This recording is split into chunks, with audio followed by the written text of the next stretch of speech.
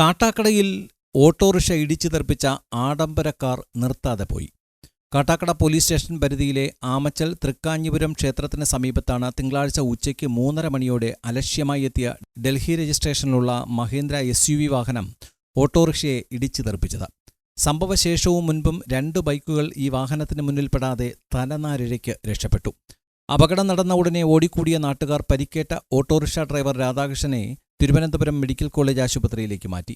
ഇയാളുടെ നട്ടെല്ലിന് ഗുരുതരമായ പൊട്ടലുണ്ട്. ഇപ്പോൾ രാധാകൃഷ്ണൻ നിരീക്ഷണത്തിലാണ്. ഒറ്റശേഖരമംഗലം ഓട്ടോ സ്റ്റാൻഡിലെ ഡ്രൈവറാണ് രാധാകൃഷ്ണൻ. കാട്ടാക്കട സ്റ്റേഷൻ നൽകിയ പരാതിയുടെ അടിസ്ഥാനത്തിൽ CCTV ക്യാമറകൾ ഉൾപ്പെടെ പരിശോധിച്ച് വാഹനത്തെ കണ്ടെത്താൻ ശ്രമം ആരംഭിച്ചിട്ടുണ്ട്.